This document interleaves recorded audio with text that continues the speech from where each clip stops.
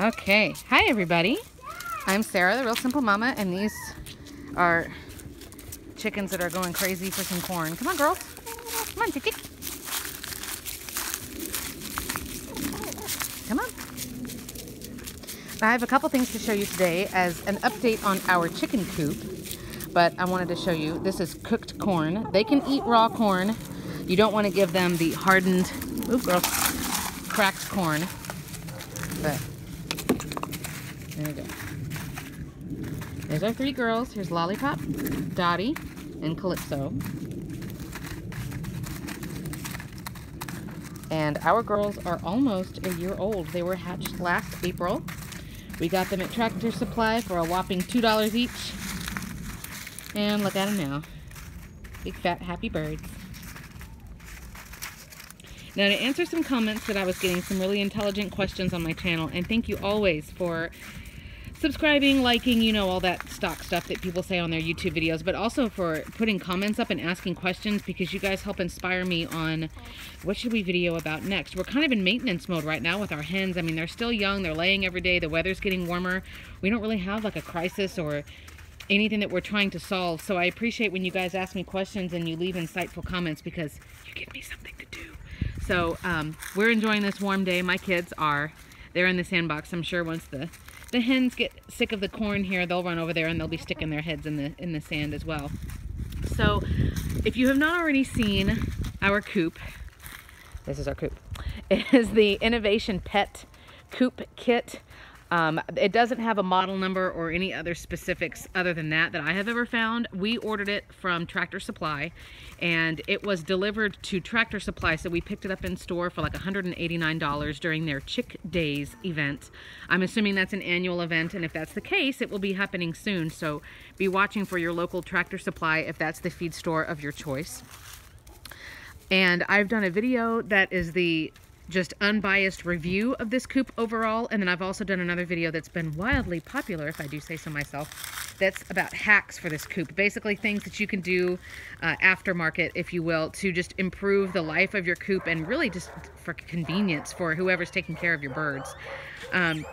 So we've had this coop for almost a year now, and I need to say again as a disclaimer, nobody's paid me anything, nobody gave me anything for free. We paid full price for all of this stuff, and as you can see, we are living with it and dealing with it. So you can trust, as always, with all of my stuff, that everything's honest, it's true, nobody's putting money in my pocket. I mean, I kind of wish they were, but you know.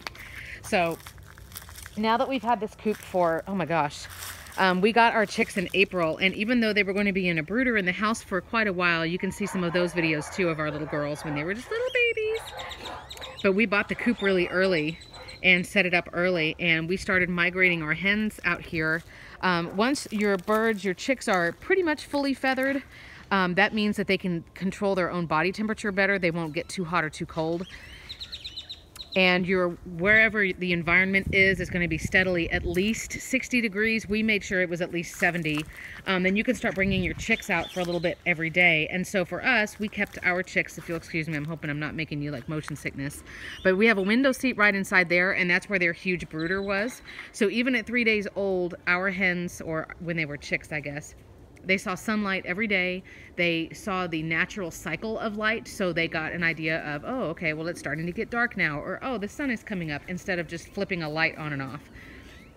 They got to hear the sounds of birds and the sound of the neighborhood dogs and of the garbage truck and all kinds of stuff. So I think, honestly, we just got really lucky in that we made a really good transition for our birds. But I know a lot of people are already starting to look at coops, even if you're not going to really need it for a while. It makes a lot of sense for you to set it up. You have plenty of time to hack it if you choose to do so. And then when your birds, like I said, once they're fully feathered, they don't have down anymore, but their feathers are growing in. They'll be, gosh, at least I would think 6 or 8 weeks at that point. And that means they can control their own body temperature better. And then once your outside temperature is at least 60 or 70 degrees, if your coop is already set up, then bring them out for like little field trips and let them come play in their future home, if that makes sense. I've read a lot of reports of people who they never brought their chicks out to the coop until like, okay, you're living out here full time, here you go. And they were terrified to even go up, because everything was all new for them all at once. So it's great for you to get a coop early, and then it's already set up, it's already done, and then you could start transitioning them out here, and it's not this scary new thing. It literally feels like home. Now, as far as looking a year after we got this coop at things that we like, things that we don't like, overall, I will honestly say, especially for the price of $189 and us driving it home, we are really, really, really happy with this coop. I do also feel very glad that we did all of the hacks that we did. I think our feeder and our waterer, the things we've done with helping. Our ground is really uneven here in South Texas, the area that we are. So putting bricks or cinder blocks, and we actually got a level out and leveled it. Doing a lot of this is in the chicken coop hacks video, but there's chicken wire here. That is, we used like a wood nail gun or a staple gun all the way around to keep predators from digging in. There's the feeder and the waterer there. You can see in my other videos, these are tall kitchen trash bags that really help block a lot of the wind. And the problem that we had with this past crazy hurricane season was the wind and the rain together. So the rain, you know, not falling straight down, but blowing sideways. And so that will lead me into my big complaint with this coop. And it's kind of the same issue, but there's two parts. So I'm gonna stand right here so you can see both. There are two sliding windows that vent open. There's the main one is here on this side, and this is also where you pull, that handle is for you to pull the drawer out and you can clean underneath the roost bars. That square door also opens. And then this is a window. So this is like three purposes right here in that one little zone.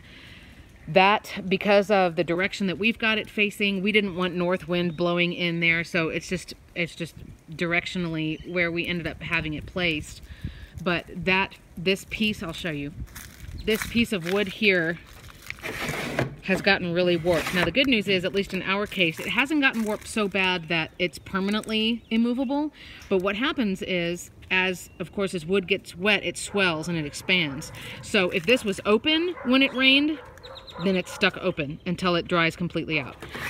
What usually happens, if it looks like it's gonna rain, I recommend keeping this closed, because you'd rather have this closed than it be open and all of the bedding and everything in there just get ruined and soggy and disgusting. This tray slides out really easily, and essentially, you know, this is PDZ. P as in Paul, D as in dog, Z as in zebra. And it's basically like outdoor litter, like cat litter. It's clumping, it's odor absorbing. You can find it in the equine section. But that stuff, I mean, will all have to be taken out, replaced. It can start to erode that tray, so you don't want it wet. So what I recommend is in the chances of inclement weather, close all this up. Here's the other one. But this, of course, is going to be thinner board on those sliding panels than this right here, for example. So this is the main piece. This is the other piece I was talking about. It will warp and essentially get stuck when it's wet. Now, like I said, we've had a really crazy hurricane season. We had some bad rain again 2 weeks ago, and it's March now in South Texas. As you can see, it moves fine now, but it'll take a couple days for it to dry out. And while it's drying out, it will be stuck. So additionally, when we had that crazy horizontal rain, some of it did leak in through here, and so I did have to, I mean, PDZ is very cheap, but I had to dig all of that out and let that tray dry for a while, so that was just kind of gross. I've blocked off this corner so that if I keep my girls locked up, the weather is just really, really bad, or my kids are sick and I can't run out here and let the girls out, they have a little protected spot that's down on the ground level. So here's the other piece that gets stuck. And we did reinforce all of this with a sealant, just a cheap sealant you can get at your hardware store. Just go tell them, like, hey, I've got some wood pieces that are not currently water sealed. I need them sealed. Hey, Lollipop. She's like, why are you standing over here and not feeding me? That's your only purpose. What else could you possibly be doing if you're not feeding me? So we did seal everything, and yet this happens anyway. There are a couple of other spots, and I don't know if it's just our particular kit got that way or whatever, but there's a couple of slats, and you can't really see because I covered it with that bag. But this is essentially where your hens are at night, right? Or your chickens. The roost bars are right on the other side. This is nesting boxes on this part, and this is roosts over here. And there was just a little bit of a gap in one of these, in between these planks right here, and again, water was getting in there, or just cold air, and I feel bad for my birds. I'm not going to put any kind of heater inside my coop because I'm just terrified of there being a fire or it overheating. That just really scares me. So they're basically on their own when I lock them up for the night. Like with your body heat, you know, cuddle together and I'll see you in the morning. So I didn't want cold wind blowing in there. So I've blocked that off again with a cheap trash bag. The whole box of trash bags is like $4. The other thing that I thought about, you will see how this is where you are going to pick up the eggs. See how it's, I mean, it's locked. It's not going to fall open, but see how it's not flush. This is really just more like, it kind of just pisses me off than it really being a function problem. This is, I don't know what they call it, a predator lock or a raccoon lock, but it's sort of a two-part lock. This is the other spot that I've noticed. See how it's sticking? It's not bad. I mean, it can still open and close, but, oh, hey, we have some eggs. The other thing I wanted to say, and this is not a problem with the coop, but hey, here's the demonstration right here. Because there is a little bit, imagine this is closed, okay, this piece and this piece sit on each other, right? When you close it, they sit like that. If there is any kind of, and this is just pine bedding, I don't use straw because long pieces of stuff, if your birds try to eat it, which they peck at it, they're chickens, they're dumb. You don't want them eating really long pieces of anything because it can get stuck in their crop and choke them. So, and you don't want anything that's cedar because it will aggravate their respiratory systems. Chickens are very sensitive. So any kind of cheap pine bedding, again, a huge gigantic bag is like 10, 15 bucks. But since there's a little bit of a crack, see, I didn't move any of this bedding. All I did was open the door, right? But this bedding has gotten trapped in between. And so the other thing that I will tell you, and I didn't figure this out until recently actually, is you want to make sure there's no bedding here. I'm trying to do this eloquently while I'm holding my phone and my kids are shrieking in the sandbox. You want to move all the bedding away so that it's not here in that zone that's essentially where the door is going to get folded over, because then it doesn't want to close. So I've just got to make sure, again, I'm trying to do this multitasking, and I'm not really good at doing one thing at a time, so doing multiple things is, there we go. So you just want to make sure that's clear, because I thought, oh my God, like how is this board so incredibly warped that I can't even close it? And it wasn't even that. It was just the bedding gets trapped in there, and so it can't come all the way down and close all the way. And that was a really horrible description, but hopefully I've made sense. So this board is, if you see, there's open here. Gotten warped right there and right there, but this door stays closed most of the time, so I'm not worried about me suddenly not being able to close this anymore. If I left this open all day, then maybe it would continue to warp like that. But this is basically, you open this up, you clean the poop out if you need to, and you get your eggs and then you close it. So I don't worry about this ever being unable to close, but you do want to make sure that there is no bedding right there, you know, essentially where these latches are coming down and closing, because it's not going to want to close. If you don't want the innovation coop, a couple of other tips I'll give you real quick as I try to lock this with one hand. You do want to find something that's got, this is called hardware cloth. Don't ask me why they call it like that. I don't know. Chicken wire essentially is, I'll try to show you, the hexagonal pattern that's here, but it's usually, the opening is usually 1 inch or 2 inches. The problem is if you have, well, if you think you don't have predators, basically the answer is you're wrong. Even in a neighborhood like this, there's going to be raccoons, there might be possums. We have red shoulder hawks, which are smaller than red tail hawks. Squirrels can get aggressive. Squirrels technically can be carnivorous. They can take eggs or try to take your birds if they are just starving. So there's always predators around. We have feral cats, all kinds of crazy stuff. Something like that, if a hen is standing too close, that gap, or the 2-inch chicken wire gap, is big enough for a predator to try to grab your bird through. Will pop off a wing, pop off a leg, pop off a head, all sorts of fun stuff.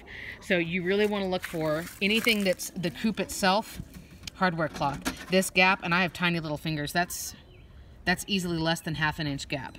So you want hardware cloth. If you have a coop already, or you're buying one that doesn't have hardware cloth, you can always buy this in rolls, just like chicken wire, and add it yourself. But everything that's within the coop here, hardware cloth, hardware cloth, hardware cloth, all the way around. So there's no way that any predator, except for maybe like a tiny baby little snake, which my chickens actually ate one yesterday, nothing can get in, nothing can get out. Okay, it's kind of like Willy Wonka's factory. So I would look for a coop that's got that. I would look for a coop that's got a lot of different openings. One of the things I was hesitant about when we bought this coop is I'm 5'2", so I'm not tall to begin with. I don't usually have to worry about ducking my head, but I thought, man, when I'm going in there to try to scrape this out, scoop this out, you know, rake around inside there, this coop is like, that part right there, whoop, right there is maybe 4 feet tall. And so I thought, man, that's going to be really awkward for me to be standing in there in this little space. So having this door or this one open separately, I have this door, I have this huge door right here. You want a lot of different ways to access anywhere that you need to go. The other thing that I'll say that was a little bit sneaky about this coop, and I put this in the review as well, but just so you know, this coop advertises, last I checked, it advertises that it will comfortably hold 6 to 8 birds. And to that, I say false. You want, and see here, we're dealing with warped wood here. Come on. There we go. So here are the roosts that it comes with. And my girls will roost on it. If you've seen the roosting dilemma, I still have to come and nudge their butts at night. They like to sleep in here until I put them to bed, and then I pat their butts, and then they come to bed and they roost on here. As you can see, the poop is all here. But anyway, you need to measure out for a full-grown bird a minimum of 8 inches across per chicken. And this is, you know, my hand. I have a tiny hand, and you know that's easily less than 8 inches. There's no way you could fit 6 to 8 birds in here. Now, I mean, I guess you could if you expect them to roost on this, if you expect them to sleep in a nesting box, but there's no way. The other thing is, if they are staying in the coop all day, there's no way this is enough room for them. There's no way. Now, my girls free range a minimum of 10 hours a day, and so it's no big deal if this run, remember the run is the outside part, and then the coop is technically the indoor part. So if they're only in the run, you know, from sun up until 7 a.m. or something, then that's no big deal. But if they're going to be living in the coop all the time, this is not nearly enough run space. I mean, they killed all of the grass. They ate everything that was there within a week. So you would either have to extend their yard, you know what I mean, like make a bigger run for them. Additionally, this coop isn't like super ridiculously crazy heavy. Look at her. She's like, what is that? Like I just blew her little mind. You could move this around occasionally, like pick it up and just go hut, hut, hut, hut, hut, hut, and move it to a different zone where there's grass. We thought about actually buying some, I don't know what they're called, but those special kind of wheels that you can mount onto office chairs and stuff. We thought about putting wheels on it and then locking it down so that we could move it around. We just never have. We don't need to. So that's another option. But that was something that I just felt was kind of like liars, like deceptive when they were advertising this coop. Like, oh, this is good for 6 to 8 birds. And I was like, no, it's not. So we have 3. They have plenty of room. Of course, if you've seen my other videos, they all share the same nesting box because they're dumb. I love them, but they're dumb. So, but overall, like I said, I am very happy with this coop. I think for the money, for beginners, for somebody who doesn't want to have this huge carpenter project or who doesn't want to drop 500 bucks, like, you know, we have little kids or we don't know if we're going to be able to do chickens or we may be moving or whatever. The other thing I'll suggest, because again, I'm not making any money off of this, so I don't care, is look, if you've got Facebook, like a Facebook sales in your area or Craigslist or anything like that, be looking in your area because people will drop tool sheds, like storage sheds. Let me see. You know, like something like that. We have them a lot in this area. Sheds like that, or old kids' playgrounds. You know, there's the part that's up like this, and there's a slide or a rock wall or whatever. Be looking for old buildings like that, because if you are a handy person or you don't mind spending a little bit more work or something, then you could kind of rig your own coop. If you have the time and the energy. We were newbies and we wanted to just buy something, but we wanted something affordable. So this has been great for us. And so hopefully that gives you a little bit of insight if you're getting this coop, just things to be aware of, or if you're buying any kind of coop kit, just things to know. And of course, as it's getting closer to spring and everybody wants those cute little chicks, I will give you 2 disclaimers before I close out here. The first one is please, please, please, please, please check the local jurisdiction, whether that's your HOA. We have an optional one, so there are no laws here that say we can't have chickens. The city of San Antonio just increased how many birds you can have, which is amazing. Where we are right now, it's a suburb of San Antonio. We are allowed 3 birds, and so that's what we've got. But make sure you're legally allowed to have your birds. You don't want to get attached to these These little lives, remember, they're living things. You don't want to get attached to them and then find out that you can't have them, or your neighbor rats you out or whatever. We have given fresh eggs to our neighbors just to be like, thank you for not complaining about our chickens, because we like them. So number one, check the laws in your area. If you're not sure, call your local animal control. I honestly wouldn't trust the feed store, to be honest, or anything like that. Call somebody who's unbiased. I mean, call your non-emergency police if you can't find anything else, and see if you can figure out what the regulations are for your area. And then the most important thing is, please don't buy chicks just because you see them on a whim. You think they're cute. I see chicken butts with my kids. Because you think they're cute, because you want to put them in an Easter basket. I've had reports from friends who went to the feed store for something, and there are people there buying chicks and asking like, oh, well, what do they eat? And where should I keep them? Like, they were picking out birds to buy, and they didn't have any supplies ready at home. They had no idea what these birds need. That little baby chicks have to be temperature controlled. They have to have clean food and clean water constantly. You have to buy them a particular kind of food. You know, they have to stay very, very clean. They're very sensitive to respiratory things. I mean, please have a clue, because these are living things. It's not like, you know, you buying a kitchen appliance or something and it doesn't work out and you can return it. This is a little life. So please, please, please be responsible and selfless. Oh, thanks for that, Lolly. Please be responsible and selfless when you're thinking about bringing home chickens. I've got content on realsimplemama.com. I've got my videos here. If you've got suggestions, or hey, what do you think about this? Or hey, write an article about this. Or hey, can you show me this? Please, please, please let me know in the comments, or email me at themama@realsimplemama.com. This video is to help out some viewers who have been posting intelligent questions and really thought-provoking comments. So I really hope that this has been helpful. But we are always here to help you with chickens and kids and dogs. And I hope that you guys have a great week. I'm Sarah, the Real Simple Mama, and we will be back with more content soon.